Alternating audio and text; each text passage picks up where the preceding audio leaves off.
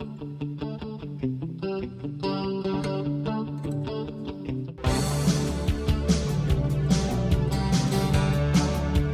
my name is Drew, and I'm the Aspiring Master, and welcome to the Aspiring Master Presents. This is a show where we talk about the meanings, misunderstandings, and insights about the important words we use and misuse on a daily basis.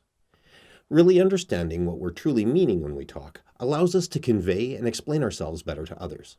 This not only allows us clearer communication so we can get what we need quicker and with less stress, but also helps us understand ourselves more in depth than we thought possible.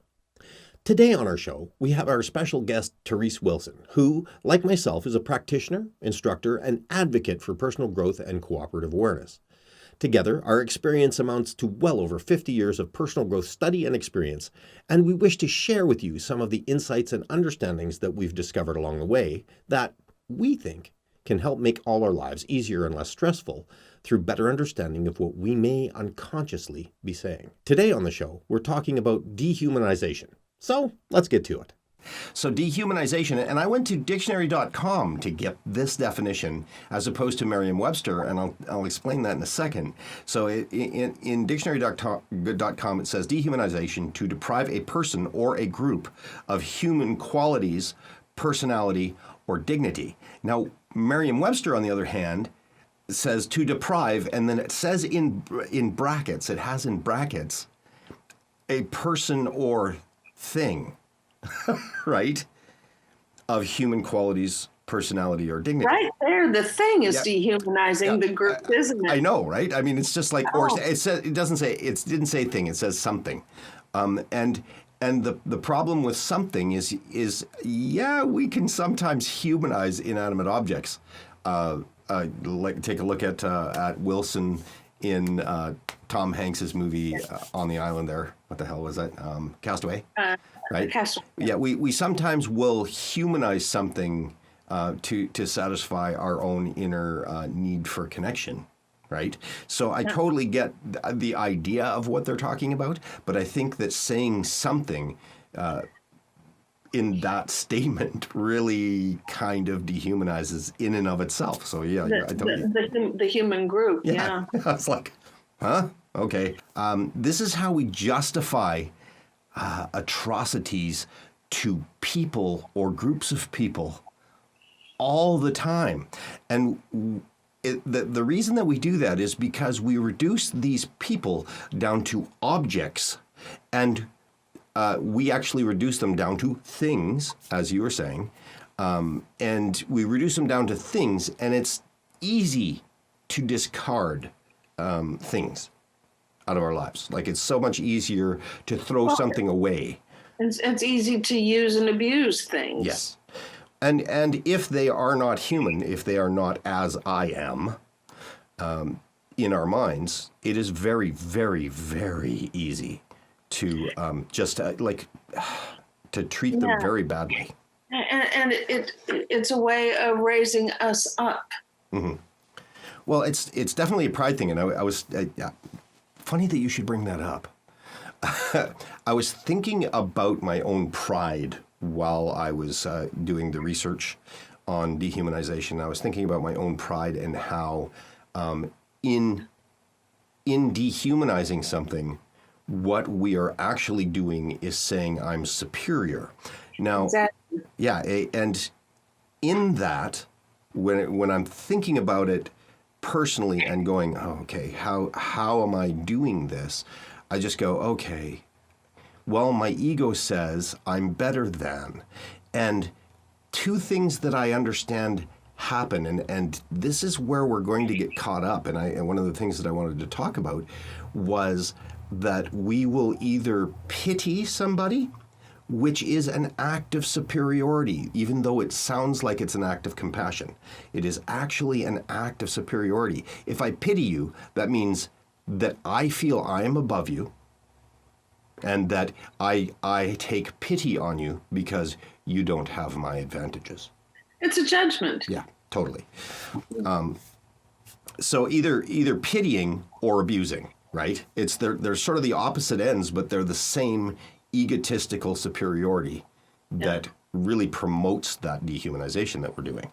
Yeah. Yeah, empathy versus compassion and pity. Yes. Well, I mean, and empathy and compassion are actually two sort of parts of the same whole. I think I include No, empathy in compassion. For me, empathy isn't. For me, compassion means I have judged something, just like you're talking about. But empathy means I can feel what you're feeling, not just have sympathy for the situation. I feel what you're feeling. Well, and you're defining those two is really important, because you and I and possibly other people are going to be discussing the difference between compassion, empathy, and sympathy at some point, because it's we so often, because sympathy is a product of really dehumanizing people, whether we like it or not. It's if I feel sorry for you, then I'm egotistically superior. And if you're empathic, then you understand the feeling, you experience it. In regards to dehumanization, I was doing some more research, and I came across this from called The 5 Steps of Dehumanization from Psychology Today.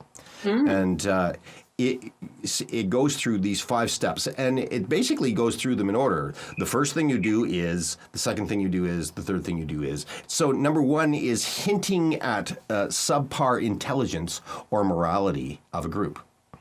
Yeah, I watch TV sometimes, and we like to go to the more historical things. And there's a series called Poldark, and the episode we happened upon just yesterday was in Britain, the case being made for slavery so that the traders in the West Indies can keep using their slave labor. And it was that the Negro is less intelligent. They are uniquely made to do the physical labor. They don't have the same emotions. They don't have all these different things. And I don't know, it's probably the same in Britain as the United States, but I know that there were religions in the United States early history that purposely dehumanized, just what you're talking about, the blacks, the slaves, so that they could keep them enslaved morally by saying that they did not have a soul. So God gave these black beasts to us for our use, the white use. Right. And makes me mad just thinking about it. I know, it's deplorable. And the thing is, we think that it is back then, that it was back then. But what people who don't pay attention to history don't understand is that religion transitioned into a religion that's still around today. And of course, in the United States South, there are a lot of people who still believe that blacks are subhuman, and I want to even go broader. Okay, I want to go broader, because we can think of all of the examples that we see in the media all the time of black people, of any kind. Actually, if you really want to look at it, any people of color that aren't white. And remember that in Western society, right? Go there, yeah. But we also have to know that other countries will do the same thing. So if you have a predominantly, and I'm just going to go in Asia, you've lived in Taiwan, where some of the dehumanizing process happens on the opposite end of the scale. And, even though on a level, white people in general have more money, more influence, right? That doesn't really mean that they're not prejudiced against as well. And I'm not saying to any degree that we did it to other people. Absolutely not. In ancient, or not ancient, because ancient doesn't exist, but in olden times in Japan, white people were considered inferior. Yes. Of course. Yes. It is something that we do. So when I go back and I say, number one, hinting at subpar intelligence or the morality of a group or a person in this category, and I'm going to get down to this a little bit later, where we generally categorize this as groups of people. We've seen it lots in the news lately of the dehumanization process or demoralization process of groups, whether they're refugees coming from someplace, whether we're talking about poor people, whether we're talking about people of color, or any kind of discriminatory idea that the basis for is dehumanization, hinting at that subpar intelligence or morality. I certainly heard about the Native Canadians up here from people, like, oh, they're not as smart and they're not as, and I just go, like, what's that excuse for? What are you making an excuse for something, and why would you make that excuse? I'm going to move on from that to go down to our second step in dehumanization here, in accordance to Psychology Today, the use of infestation analogies, or this is what they call them, infestation analogies, but it's basically making a major group feel that a majority are threatened by them. Right, like they make a group feel threatened by the minority. So they're coming to take your jobs. They're coming to, you know what I'm saying? It's like they're going to take something that you. They're coming to rape your women. They're coming to what is it?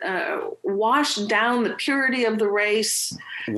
However that looks, and I mean, it doesn't matter whether it's you're talking about a village. Like, I mean, so if we go to Africa and understand that they have there are so many different languages in Africa because there was so many different villages that were never connected, right? And so even in each and every village, if there was a village another 100 miles away, they're all strangers. And as with anything, I mean, all we have to do is go look at rural Canada or rural America, where everybody knows everybody else in the town. Even if you are part of the majority skin color or anything like that, but if you come from, as they say in Nova Scotia here, if you come from away, right? If you come from away, then you are automatically suspect. What are you trying to be here for? What are you trying to take advantages of us for? And any tight-knit group will have that fear of other people coming in to take what's theirs. Now, I'm sure that the Native Americans and Native Canadians, when and I can't say we came over because I certainly am not that old, but when the Europeans came over, they probably didn't, they were a little leery, obviously, and possibly a little in awe because they had never seen anybody quite like us. But they were a little bit leery of what are you here for? And then when they experienced how much these people were trying to take from them, I can't imagine the amount of fear, right? Yeah, I know. So, yeah, that use of infestation analogies. So is the next step something how we perpetuate it? Actually, we go from number 2, what we were just talking about, to number 3, references and comparison to animals. That's where we go to deepness. Holy cow, and it's so true. Beast of burden. Yeah. What was it? Again, I've been reading this book, so I probably referred to it in one of our other talks. We are right now in the middle of reading about Lyndon Johnson's career, who was the U.S. president. Mm-hmm. And he I haven't gotten to the point where I think he really wants to do it, but he's an authoritarian leader through and through, and he will do and say whatever it takes to make his ends, to whatever. maintain his power, to make himself look good, to get the glory. But we're going over how in the 40s and 50s, the U.S. was still perpetuating the myth of the inferior Black person. Right. And to the point where saying that part of the inferiority was his skull. A Black person's skull is an eighth of an inch thicker or something, meaning that he is more related to the ape than he is to the... So... There you go. Yeah, well, and no, I mean... That's our recent history. And we see that, we've seen that in a lot of the genocides. If you do any research on genocides, the African genocide between the Tutsis and the Hutus, I believe it was the Dutch. Again, I don't have my facts correct because I didn't recently watch it, but I did watch a documentary on it, where the Dutch, or the conquering people, the Europeans, actually promoted separation between the two because it would made them easier to control, right? And they said that the Tutsis had a thicker skull, they were more related to apes, they were, you know what I'm saying? They reduced them to animals. And so therefore, when the slaughter came, they were just slaughtering animals. Yeah. Right? Yeah. And as atrocious as me saying that, I'm sitting here saying, oh, we just killed a bunch of people, because it really is atrocious. And in order to be able to emotionally experience that, I would recommend anybody going and picking up some documentaries on the genocides that we've had in the world. You know, to my husband's credit, of course, I knew this about him. As I'm reading this, I can see out of the corner, because I read out loud to him. I can see him fidgeting, and I can see him getting angry. And I can, when I'm reading about these things, I'm going, yes, that's my man. So number 4 was threats of violence. And as you read this from number 1 to number 4, as we're doing, and then 5 is sort of the inevitable conclusion of what the dehumanization process does. And this is specifically for groups, actually, from Psychology Today. So 4 is threats of violence. Now you're threatening those people. If you do this, we'll do this to you. And they're not people anymore. At this point, they're not people. And we being Westerners, whites, or whoever the oppressor is, we've got the bigger guns. We've got the larger armies. We've got the, Well, hence the reason that they're a minority, right? We've got the money. We've got the, the means to control their wherewithal. Well, and we're going down that list, and we go to number 5, which is the removal of the group from society. Like we remove you. So this includes genocide, war. There's a lot of things that happen, and we've seen it historically, right? Yeah, but there are other ways of removal. That's another thing I read. After the Civil War in the United States, when the Blacks started to migrate up to the northern states, where they could have a better chance of at least getting to vote and at least getting a job and those kinds of things. Even in the North, supposedly, the friendly North, they were economically segregated. They were not given the opportunity to get loans. They were allowed to go into housing projects or certain portions of the northern cities and stay there. But they were not given the opportunity to become, generally speaking, full citizens, despite the fact that they were freed men. Yeah. And of course, getting back to a point I made earlier, during much of this time, this was about freed Black men.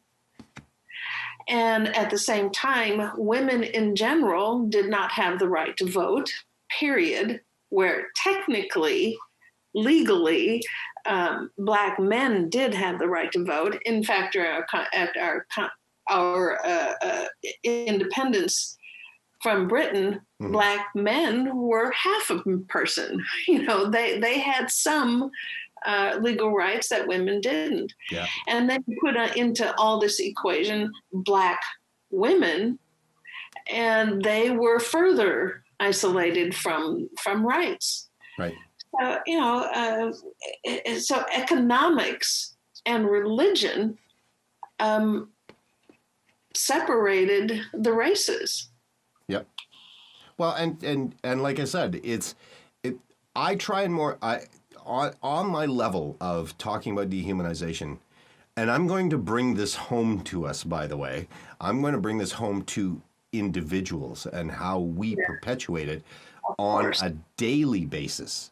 Well, that's where we should bring it, shouldn't we? Right. So this is how this is perpetuated. One of the things that I find with the 5 steps of dehumanization from Psychology Today is they are literally talking about a large group, and they are talking about a large group process to be able to eliminate a smaller group, either within or from without. Right. We can characterize a religious group. It doesn't have to be by skin color. It could be by religion. Could be by even other small minor belief systems that are what we figure is the best for the world. All of those things can be categorized into this. And I know that we drag, for you and I, being from the United States and Canada, we drag in our most prevalent stuff for today. We take a look at the Jewish factor or the blacks that have been oppressed, and minorities, the Hispanics, all of the migrant workers, the people these are really, really hot topics for us right now, and they really do a good job of illustrating how we walk through these 5 steps in order to be able to justify what's going on. Next, I want to get into why we can do that as just individuals and why that is so prevalent in our society. So this is... Yeah, so where do you... The dehumanization is insidious because we do it all the time. And we don't even know we're doing it. We do it so often. Educate me. Okay. So, that person that you're pissed at when you're driving on the road, they're driving too slow, they accidentally cut you off, they do all that. Yep. As soon as that happens, what do we call them? Can I say that? It's like whatever. We've got some pretty derogatory things that we call. Sometimes, but I actually have worked on that for a number of years. You, my dear, have, but we're talking about normally. I even do it. I've worked on it for many years, and you and I can... I have absolutely flipped a bird at someone in my life. I've done it a number of times. It all depends on the mood I'm in. But you're right. It's a thing in a vehicle that did it. It ain't a person. We have this idea, and I was talking about, a lot of people talk about white privilege. I said this is just privilege in general.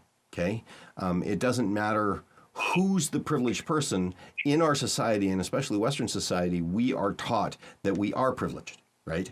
That we are the center of the universe, that everybody around us is kind of here to serve us for some reason.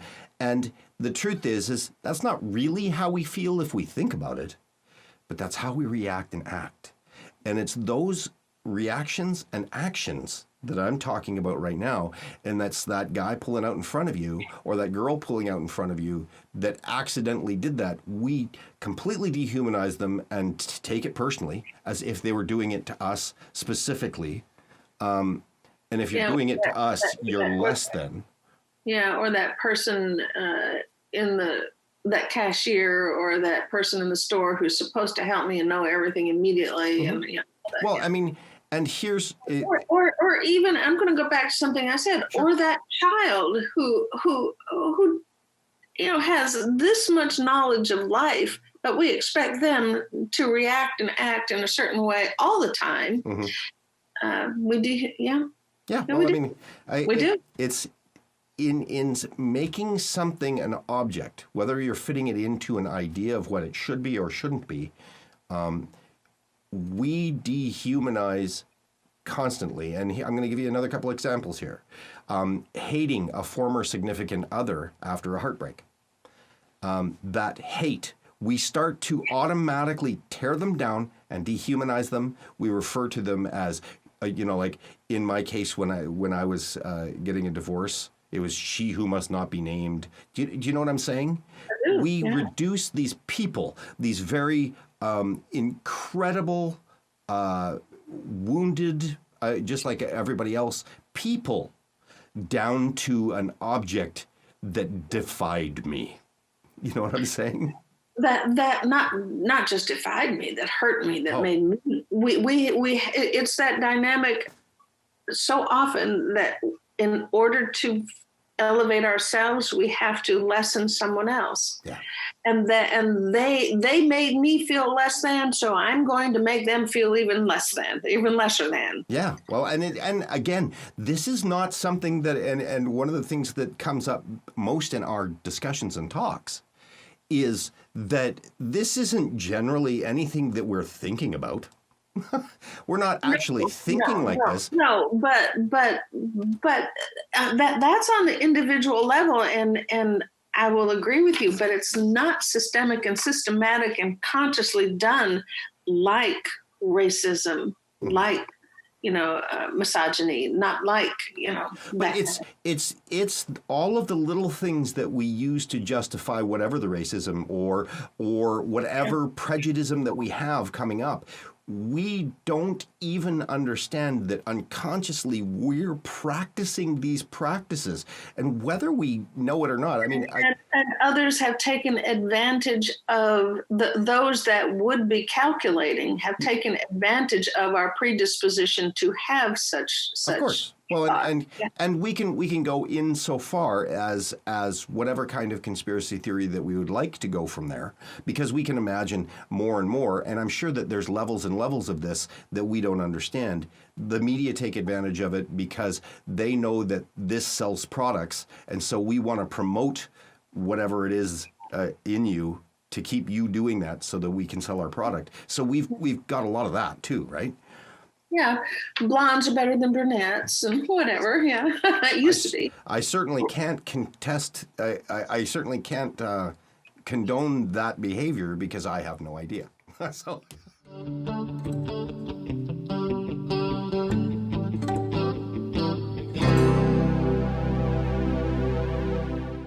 Now, the trigger here, most of the time that I found to go into the dehumanization is anger. Now, wait a minute before we get there, because we know that as we've talked about it in another episode, that the root of anger is being afraid, right? So it really is fear at the basis level. When we get down to a lot of the fears that trigger this dehumanization reaction in us, we find that it's the fear of scarcity, and may well distill down into the fear of not being liked, and that is really a fear of not being part of the group, ostracized. The fear of not being loved. Yeah. And the ostracization, and I think that we can say that dehumanizing is an ostracizing emotion. It sets people apart from one another. We push away, right? Yeah. Which is anger's natural movement from fear. Okay. So from here, anger turns to hate very, very easily. Yeah. When fear gets amped up to a feverish level. And one of the things that we didn't talk about when we were talking about anger, actually, that came up in this is terror. And when you get angry, you're afraid. When you are so afraid that you're into terror, that's when you hate. Terror really transforms into hate. Perhaps. And that, like when people get amped up into having terror. Okay, well, I'm going to actually pull back just a bit here because I want to get back to our personal understandings. And I do have a personal story on how when I think I was about 19, I had discovered in myself the propensity to dehumanize people. And I've got a really analytical mind, and I was seeing a lady who was older than me, and her name was Maureen. And eventually in our relationship, she said, you know what, this is basically isn't working, and we need to move on. So I was hurt and upset. Now, she happened to be a friend of the family, right? So she was still involved in our lives. And I remember going to a swimming pool with her, and, she was in her swimsuit and I'm in my swimsuit, and I was watching her, and I checked in and I was watching what I was thinking about her. And I was going, she is kind of a little fat. And do you know what I all of a sudden started analyzing this person, this human being who I profess to love, and tearing her down. Starting the dehumanization process of judging their appearance, of judging what their facial expressions might mean in that moment, and saying, obviously, she holds me in contempt, or whatever that was. But I saw me starting to tear her down physically. And that, it was coming from pain, but it was really coming from fear and loss, right? Mm-hmm. That I needed to distance myself emotionally to try and cope with the stuff that was going on for me, right? Yeah. So that dehumanization process starts very subtly and very quickly in us. Yeah. When my mother was near her end, my nephew was in the room with me with her. And he was very emotional, very connected to his grandmother. And but he was also has a trait that my brother had, and that was his anger. He would reach out and push people away with his anger so that he could validate that people walk away from him, And so, but I learned that walking away is dismissing the emotion that person is feeling. When you're angry and you walk away, mm-hmm. you dismiss them. And my nephew started to get angry about something that I didn't understand what was going on. And he really was, I know now, trying to push me away and get a reaction. And I did get up and I started to walk out of the room. And something in me said, stop. Just stop. Don't leave. And I turned around and I walked over to him and I said, I love you. There's nothing you're going to say or do that's going to make me stop doing that. And it completely changed the moment because I stopped dismissing him. Mm-hmm.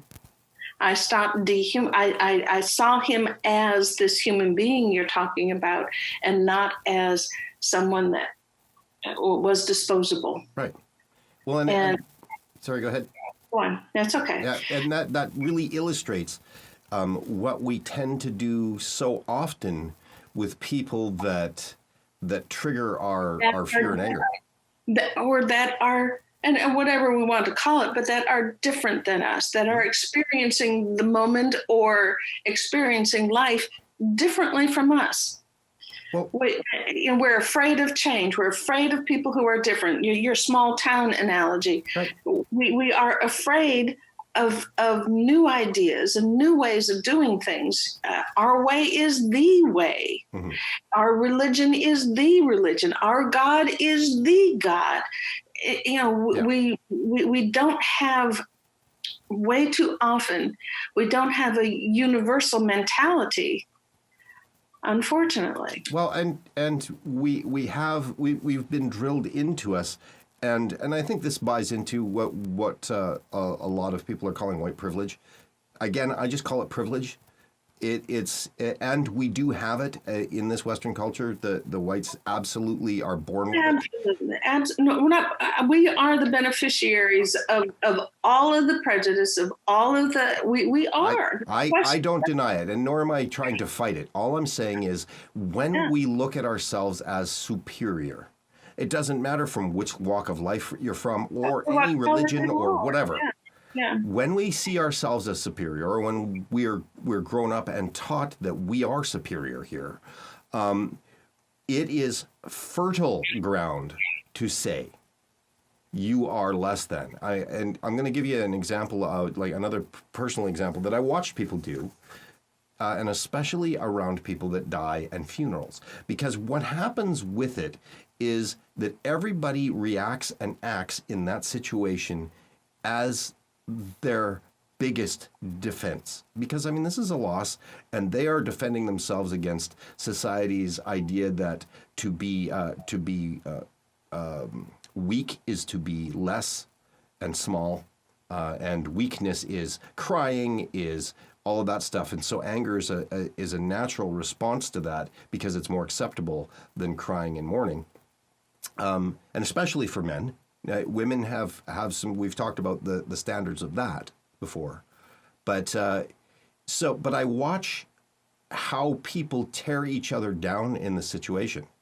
Oh, well, Aunt so-and-so is always throwing on the drama, and we've just reduced Aunt so-and-so's mourning, personal loss, and for whatever reason, well, Aunt so-and-so was never part of her life, and she always does these things, and we just categorize these people into these behaviors, and we reduce them to behavioral instances, and don't go, why are they behaving that way? Why would, if I were to behave that way, which I certainly have in the past, if I were to behave that way, what is it in me? What are the motivators in me that are making me do that? It's no different than me going, the guy that swerved in front of me in traffic may have absolutely done that by mistake, didn't see me, couldn't see me in his mirror, might be in a hurry to get somewhere and is not paying attention. But he did it on purpose to you.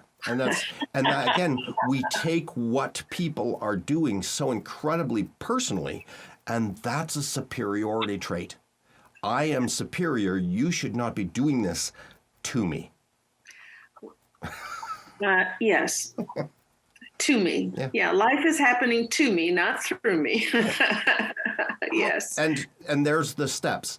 That triggers our fear and anger, which triggers our automatic response.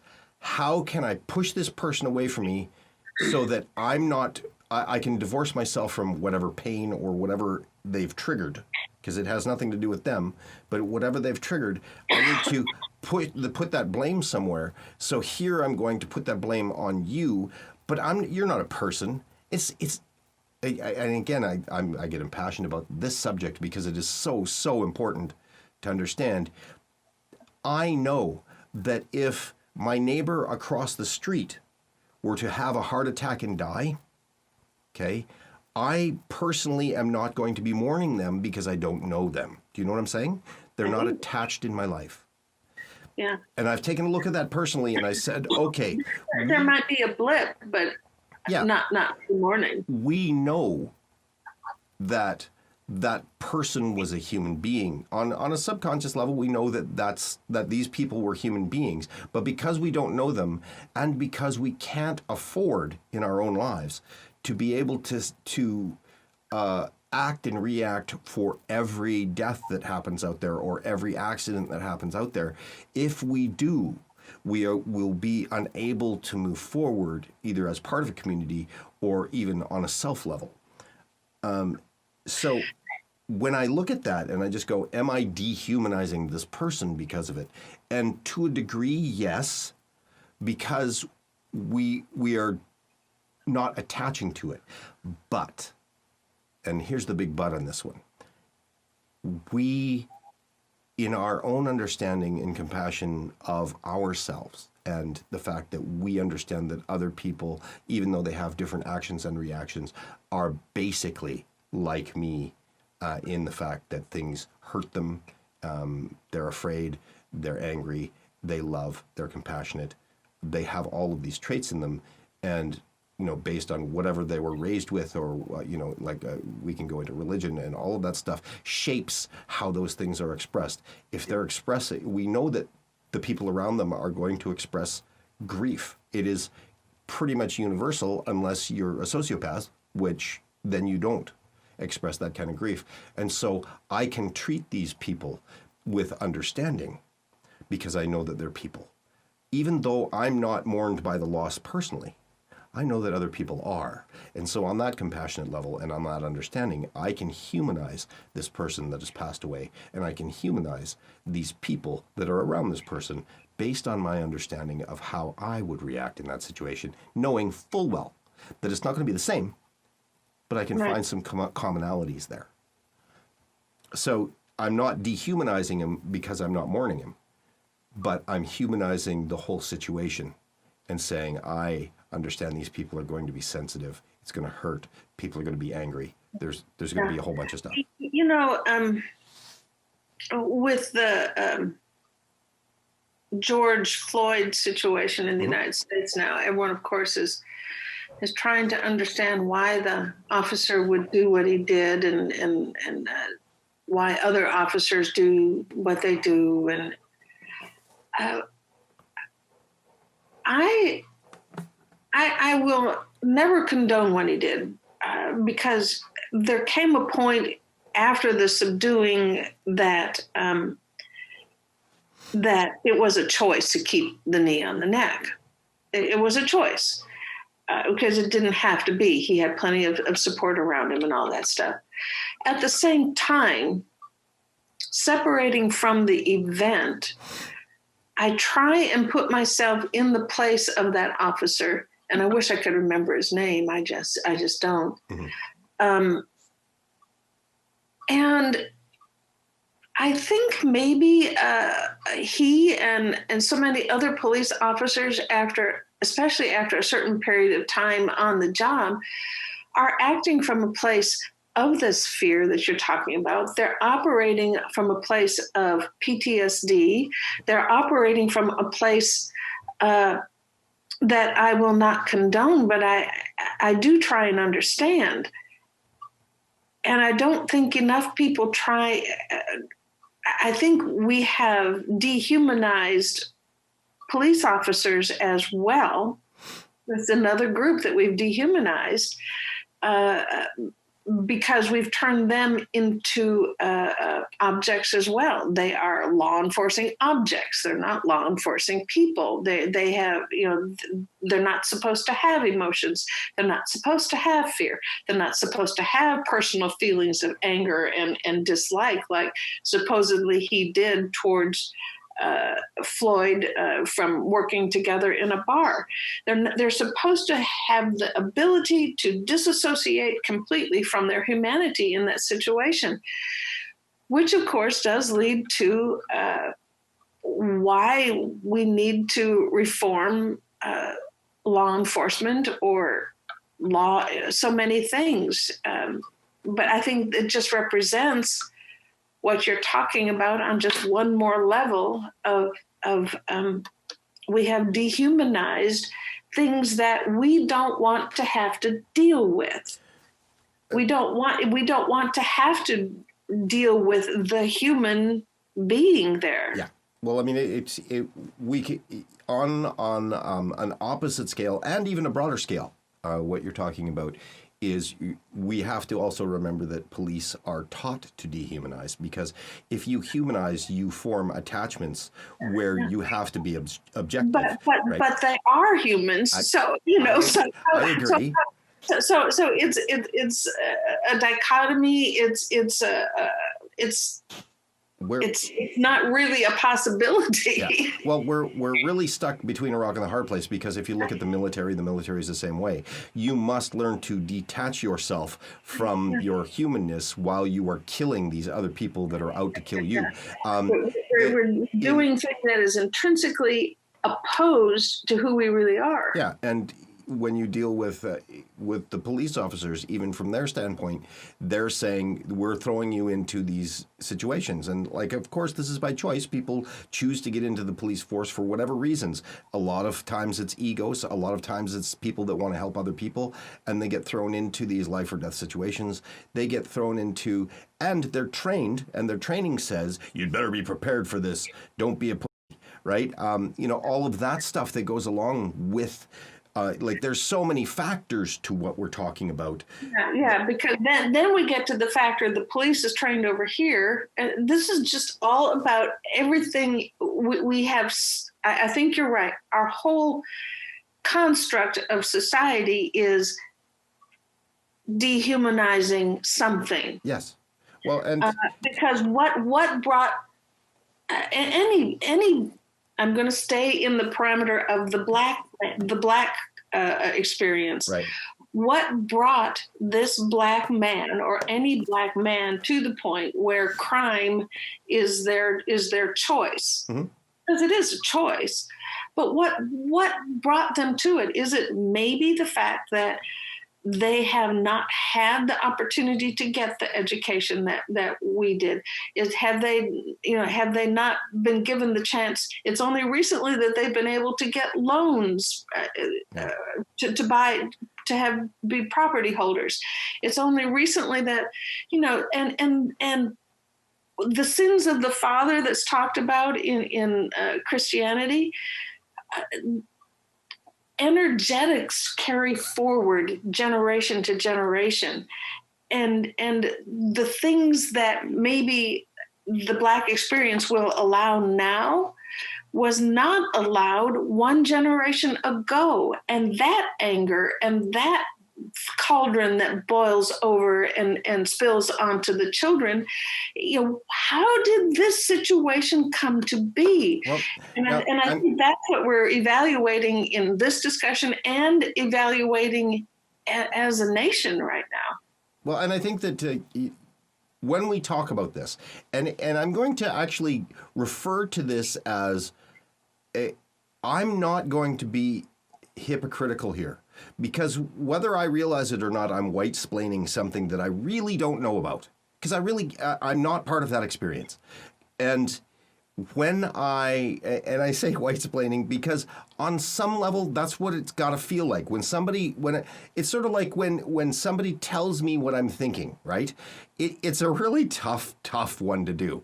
Now, for the purpose of explaining dehumanization, we have to make some leaps into trying to equate what we understand as the experience. Do you know what I'm saying? And so when I talk about dehumanization, when I try and bring it back down to a personal level, and I'm not avoiding talking about those issues at all, because those are real issues. But those are issues that we need to discuss with the people involved in a way that is peaceful and understanding on both sides. I have had this very discussion with one of my ex-fellow board members who happens to be black. And speaking of PTSD, she agreed. I said, am I? And she has a lot of ideas and feelings and thoughts that she imparted to me as well. And I sat and listened because she has a little more unique experience. She's mixed race, and so she has problems on both sides of the front. On both sides, yeah. And all down the middle of it. And she's a woman, so you layer that on top of it. But I said, am I overthinking this and in saying that Black men specifically have to, every single one of them have some level of PTSD because they can't walk out the door without some fear of having something happen to them simply because of the color of their skin. Mm-hmm. And she said, "You're right, absolutely right." And when you start from there, so what more can happen? Yeah, and I mean and those are really big things. It is a really good thing to do our best to humanize the situation Yeah. and saying, this might be what they're thinking. This might be the reasons that these things are happening.